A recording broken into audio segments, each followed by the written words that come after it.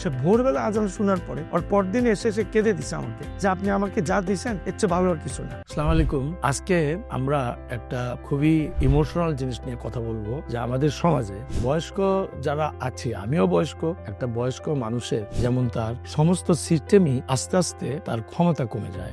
সবকিছুতেই আপনি চোখে বলেন, লোকোমোটরি সিস্টেম বলেন, লাংস বলেন, হার্ট বলেন, এরকম আমরা কানও কিন্তু আস্তে আস্তে নির্জীব হয়ে যায়। একটা বয়স্ক লোককে যারা নেগলেক্টেড হয়, বিশেষ করে লো ইনকাম সোর্সের মানুষদেরকে এটা বললাম, এটা আমার দেখা মতে অনেক রিচ পিপল তারাও কিন্তু এই থেকে নেগলেক্টেড হয়। মেইনলি কারণ হলো যে বয়স্ক লোক যে তার কানে কম শুনতেছে, তার যে কানে শোনা উচিত এই আমরা অনেক কিছু জানি না। একটা কানে বয়স্ক মানুষের কম শুনলে কি যে হয় তার, এটা আমি আজকে অল্প কথার মধ্যে আমি বলে দিই। একটা মানুষ কেন কানে কম শুনে? প্রত্যেকটা সিস্টেমে যে আমাদের ডিজেনারেশন হয়, ডিজেনারেশন বলতে আমাদের প্রত্যেকটা জিনিসের ক্ষয় হয়ে যায়। তো এরকম কানের যে শোনার যে সেলগুলি আছে, কোষগুলি আছে, এগুলি আস্তে আস্তে কমে যায়। ধরেন 10 মিলিয়ন সেল আছে, বয়স হইতে হইতে ওই সেলগুলি যেগুলি রিসিভ করে সাউন্ড, ওগুলি আস্তে আস্তে কমে দেখা যায় যে 1 মিলিয়ন হলো, তারপর আস্তে আস্তে আরো কমে যায়। তাহলে হয় কি, যে শব্দটা যে রিসিভ করবে ওইটা আর থাকে না। যার জন্য বৃদ্ধ মানুষদেরকে সাধারণত আমরা তো দুই প্রকার কানে শোনা হয়, একটা হলো কন্ডাকশন আর একটা হলো সেন্সরি নিউরাল, মানে নার্ভ নষ্ট হয়ে গেছে অথবা সেন্সরি যে অর্গানগুলি ওগুলি নষ্ট হয়ে গেছে।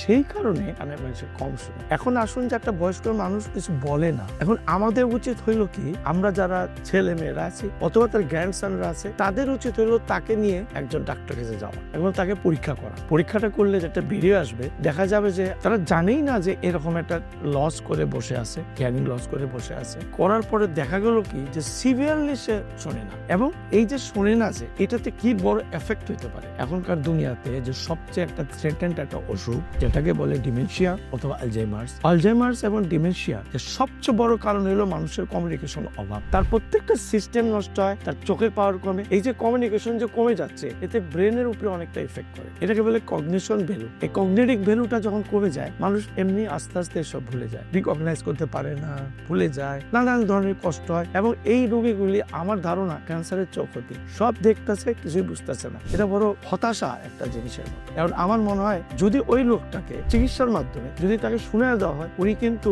সমাজে একটা অ্যাক্টিভ পার্ট নিতে পারে এবং সে লাইফটাকে এনজয় করতে পারে। একটা উদাহরণ দিই, আমি একবার এরকম রোগীর কাছে আমি দেখলাম, সে খুবই নামাজ ভক্ত একটা রোগী, সে কখনো আজান শুনেনি। তা আমার এখান থেকে যে সে ভোরবেলা আজান শোনার পরে ওর পরদিন এসে সে কেঁদে দিছে আমাকে যে আপনি আমাকে যা দিচ্ছেন এর চেয়ে ভালো আর কিছু না। তো এরকম অনেক সময় ইমোশনাল টাচ হয়, এবং আমার মনে হয় এই জিনিসটার প্রতি আমাদের খেয়াল রাখা উচিত। একে আমরা বলি এই যে ডিজেনারেটিভ যে হিয়ারিং লস আছে, এই রোগটার নাম হলো প্রেসবাইকোসিস। এখন এই প্রেসবাইকোসিস যারা আছে, আমার মনে হয় তাদেরকে নিয়ে যতটা সম্ভব তাদেরকে হেল্প করে। হিয়ারিং এর খুব দামি কিছু করতে হয় এমন না, তাই খালি শুনে দেন। আমার মনে হয় এটা দিয়ে খেয়াল রাখেন।